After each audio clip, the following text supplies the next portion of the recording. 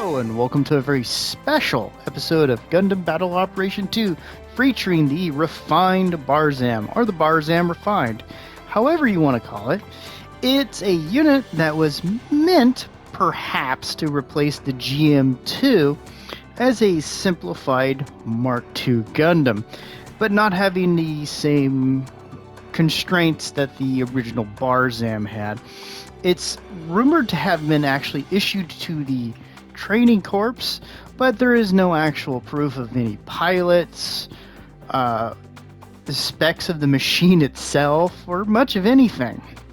But it did appear in Gundam Sentinel, most famously being blown apart by the Zeku Eins. I think loadout 3, in fact, but I could be wrong on the loadout. It's the machine gun one. But in this game, it is a cost of 500, but it goes up to 550. I don't know if it goes past a level 2, though. Ground and space capable general. It has a ballistic resistance, of 21, a beam resistance of 21, a melee resistance of 18, a range strength of 25, and a melee strength of 25, a movement speed of 125.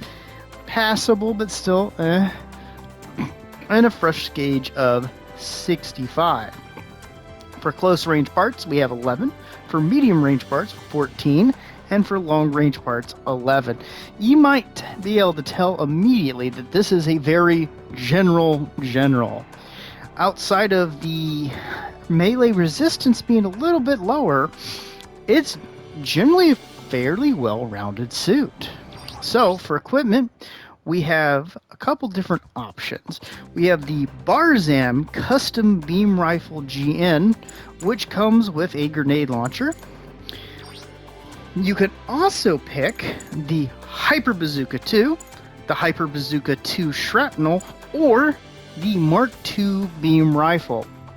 Now, in my experience, I've seen a lot of people running this unit with the Mark II, and I've seen some using the bazooka, which either is a good option, but we'll go on to that later. For melee weapon, we have the Barzam Custom Beam Saber, just a general beam saber. The Vulcan Pod System, so if you love the Barzam's Vulcan, this has got it. Of course, with this particular weapon, we have the Barzam Custom Beam Rifle Grenade, oof. And unlike its original, it has an actual shield, which is not too bad, especially since it's considered a large shield. For skills, we have Leg Shock Absorber level 3, Quick Boost level 3, Emergency Evasion System level 2, which is fantastic considering it makes it a really agile suit. Flight Control Program level 2, High Performance Balancer, High Spec AMBAC level 2, Melee Combo Controller, the always approved Mr. Nobody favorite, the Forced Injector level 1, and High Performance Radar. Now, I actually think this unit is fantastic. It feels a lot faster than it actually is. It's fairly agile. It has a lot of the virtues to a degree of the Mark II without being, well, what it is, a Mark II. It's a pretty fun unit. If you like the Barzam, I think in a lot of ways, especially with the Barzam Custom Beam Rifle, you're going to like this suit. It's just a Barzam, but better in some factors. It's a fantastic suit to get to grips. And I think it holds up pretty well. And you'll see in the game, or the match to come, that it's actually quite capable of handling a lot of different situations, and a lot of suits that, well, could be a bit of a problem with some of the more specialized suits. I think that the addition of the shield actually increases the survivability even more than you would expect from a Barzam. So, in my opinion, this is a fantastic suit, and I actually quite like using it. But let's see how it does in the match to come. Hello and welcome to the match, everyone. What a beautiful unit. I'm really quite the enthusiast of the Barzam. I even have the AOZ re-release of the newer Barzam kit. I was able to get as a gift from some of the family. But we're going to drop in here and I'm going to start moving forward and then go, you know what, why don't I go ahead and grab this spot? Because I'm not sure my team's going to. Now, this was a bit of a weird night recording. I faced this exact team twice. Not the team I'm on, the other team. So, I can say with a clear head and, well, heart, mind, that there were no push-ups. And it was a bit of a rough night. But we're going to come in here. I'm going to try to support my guy here. I was thinking he was going to back out, but because I didn't want to shoot into his back, but he kind of kept there, so I decided to push over here and see if I could help push these guys in a bit of a counter push. Now, I love the head Vulcan. It has such dang good range and fire rate.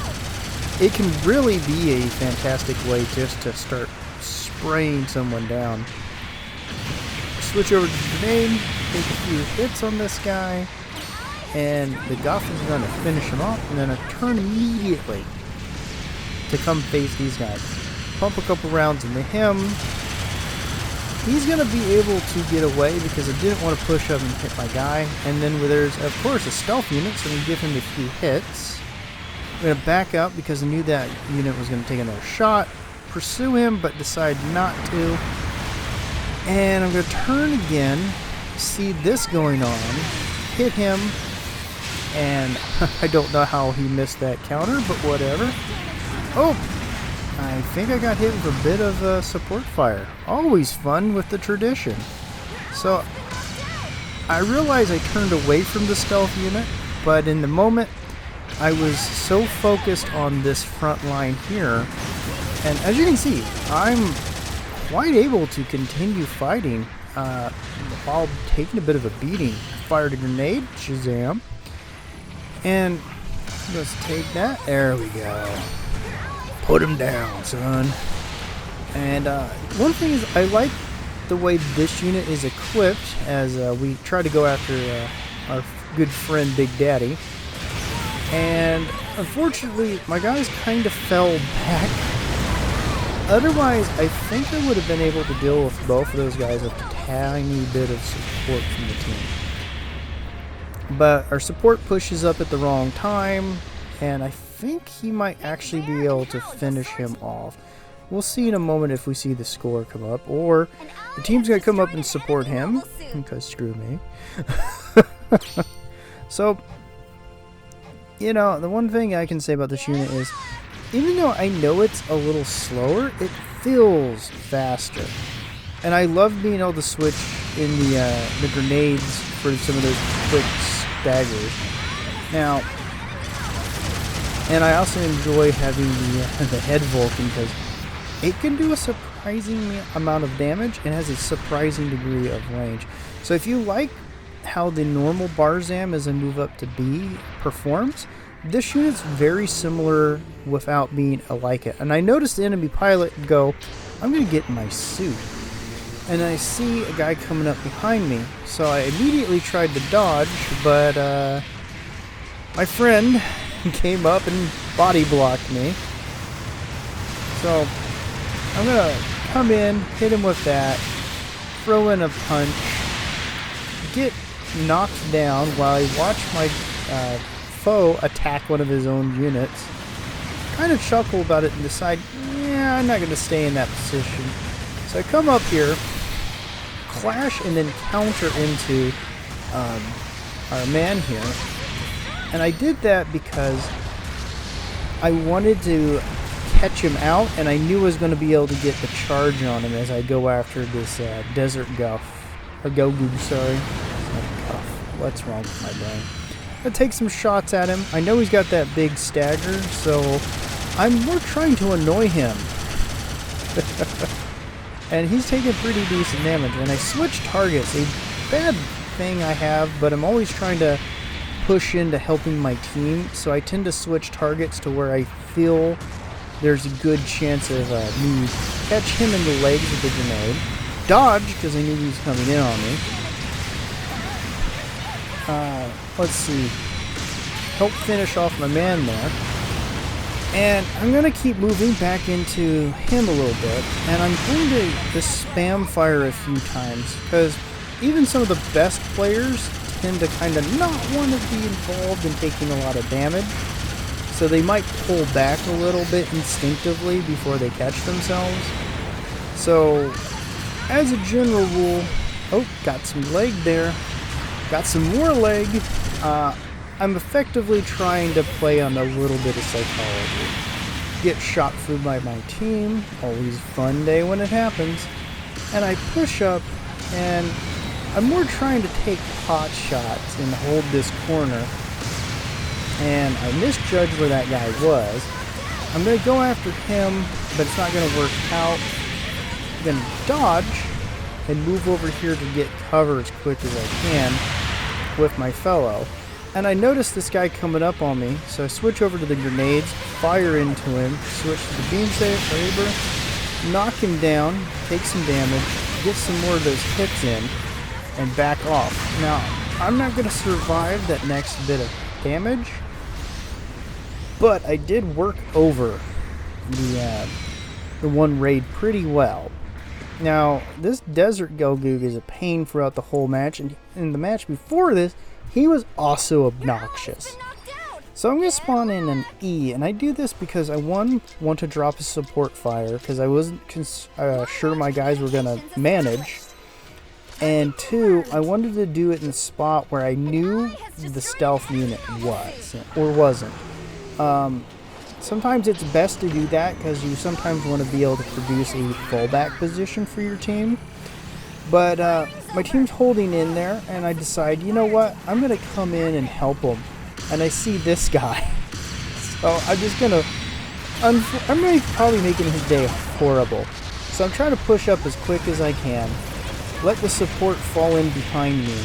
And I'm holding fire. I instinctively wanted to fire, but the Custom moved up in front of me. So I'm going to come over here, say hello to my little flying friend, knock him into the water, and let the team finish him off. Then I'm going to swing around here because I saw this, and then I noticed the stealth unit. So I'm going to just use the head Vulcans because it has ADS, or assisted, basically target assistant. So it's a good weapon to use when you can't see someone, and I wanted to make sure, well, I didn't have to worry about him for a little bit. For not very long, but for a little bit. So initially I was going to peek around that corner, and I go, you know, it's not worth it. I'm going to come over here and say hello to this guy. That way we can dogpile him. And he gets a bit of a beating at the end. Oh, almost got. Oh, we did get him. Almost got him, though. So let's see how we did. Fantastic match, by the way. If anybody ever watches from the other team, you did fantastic. It was nice all the way around. So we got 2 board spots. And first, thanks for joining me. Bye-bye.